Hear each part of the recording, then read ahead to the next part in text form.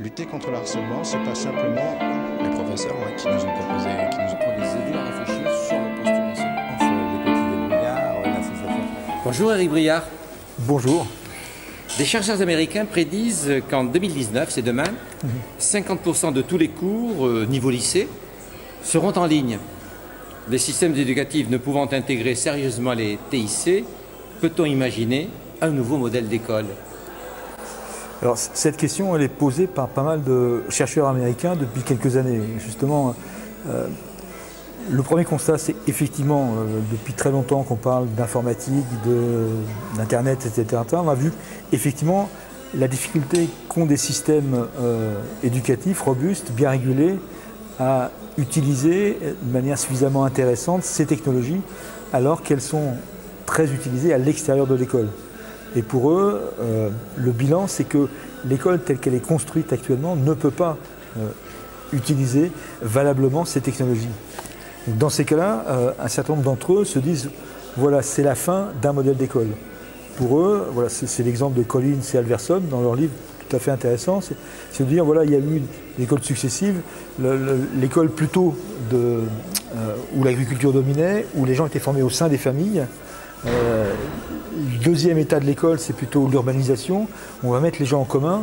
Il y a un modèle un peu industriel d'école. Et pour eux, c'est une sorte de modèle, on pourrait dire postmoderne ou ce qu'on veut, qui est très différent.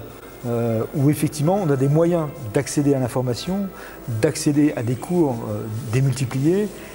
Les élèves, les apprenants peuvent avoir des intérêts multiples.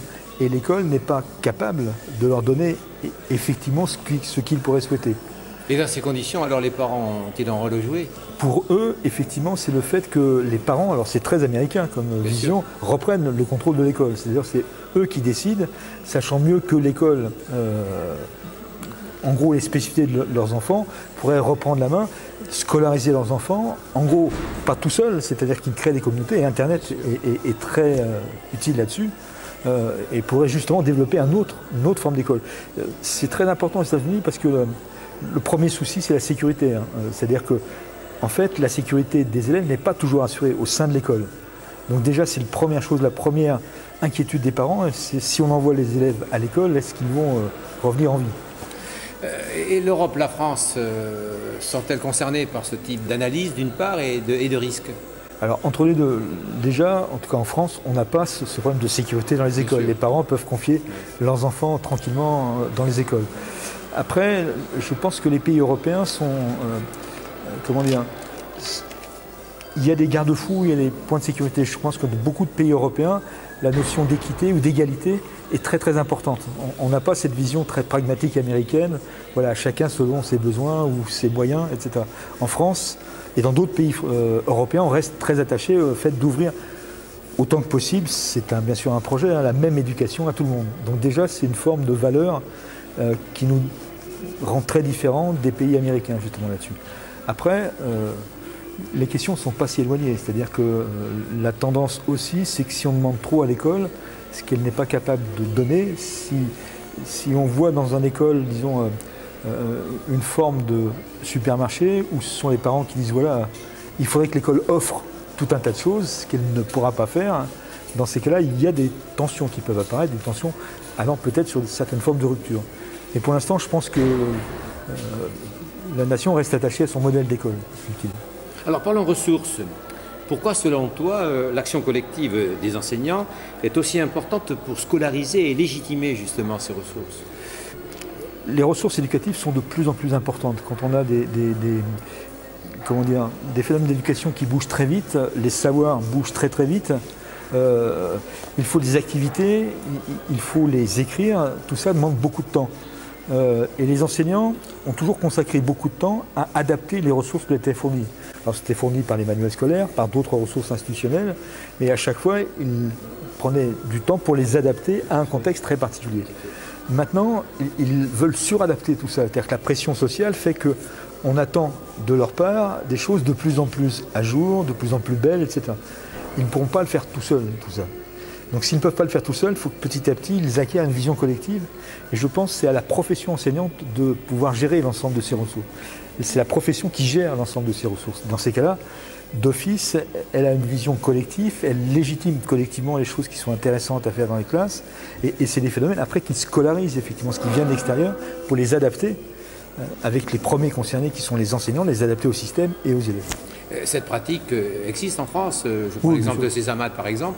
Oui, bien sûr, mais Césamat est un petit noyau, c'est-à-dire que Césamat, le problème c'est que c'est 80 personnes, voilà, avec des gens extérieurs qui sont utilisateurs, et on a encore cette barrière créateur-concepteur. Ce qu'il faudrait, c'est que les frontières s'estompent un peu plus, qu'il y ait effectivement des gens plus créateurs, mais les consommateurs qui bougeaient déjà les ressources pour eux-mêmes, c'est pour adapter, fassent un peu plus, rééchangent, discutent, etc. C'est une sorte de poussée collective qui serait intéressante. L'école reste une activité sociale instrumentée. Que se passe-t-il lorsque justement on change d'instrumentation? Et je pense à la particularité des technologies informatiques aujourd'hui qui les changent considérablement. C'est la question de fond justement, c'est qu'il faut conserver que cette idée c'est une activité qui est sociale avant tout, c'est-à-dire que c'est une activité collective avec des rôles différents de l'enseignant, des élèves, mais aussi des aspects collectifs qui sont importants et que la manière de structurer cette école et ce qui joue sur les activités dépend des instruments qui sont associés, qui sont scolarisés justement au sein de l'école. Et l'école s'est fondée sur le livre, le cahier, le stylo. Et voilà, ça donnait un modèle d'école intéressant. Maintenant, il y a de nouvelles choses. Ça ouvre des possibles, ça permet d'apprendre de nouvelles choses, ça permet parfois d'empêcher d'apprendre des choses intéressantes. Il y a des aspects positifs et négatifs. Donc ça veut dire qu'il faut repenser un petit peu l'ensemble des activités scolaires avec ces changements d'instrumentation. Tout ça prend du temps, ça ne se fait pas en 1 an, ça ne se fait pas en 5 ans. C'est-à-dire c'est des générations qui doivent petit à petit repenser les activités scolaires avec cette instrumentation renouvelée. Et repenser ces activités scolaires, ce sont les enseignants qui le feront? Je pense qu'en grande partie, c'est eux qui le feront. Oui. Ça peut venir avec des installations externes, on peut donner des modèles, mais les modèles se précisent, s'affinent, se discutent dans les activités scolaires elles-mêmes.